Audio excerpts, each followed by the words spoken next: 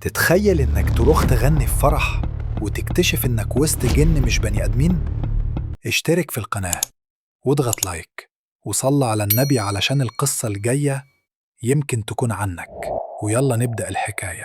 في التسعينات كانت نور الدقاقة واحدة من أشهر المطربات في الكويت، وفي يوم من الأيام جالها تليفون من ست كبيرة قالت لها: يا نورة، عندنا فرح كبير في قصر بالصباحية وعايزينك انتي والفرقة.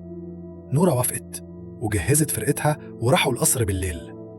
أول ما دخلوا اتصدموا من الفخامة، قاعة مليانة أكل وزينة، عرايس لابسين دهب وألماس، وحضور شكلهم غريب بس في نفس الوقت راقي. الموسيقى بدأت ونورة غنت وكل حاجة ماشية عادي، لكن وهي بتبص على المعازيم لاحظت إن في واحدة وهي بترقص كشفت رجلها بالغلط. نورة اتجمدت في مكانها. الرجلين ما كانوش رجلين بشر، كانت شبه رجل ماعز. الفرقة بدأت تحس إن في حاجة غلط، بس كملوا عشان الموقف يعدي لحد ما قرروا يطلعوا استراحة فوق.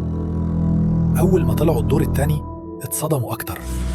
الدور كله معجور، مليان غبار وعناكب كأنه متساب من سنين. رجعوا بسرعة للدور اللي تحت، بس المفاجأة إن القاعة كلها كانت فاضية، لا عرايس ولا ضيوف ولا حتى أثر لأي فرح. من الخوف جريوا كلهم برا القصر، ومن يومها نورة انسحبت من الساحة الفنية، والناس قالت اللي حصل معاها كان فرح للجن مش للبشر.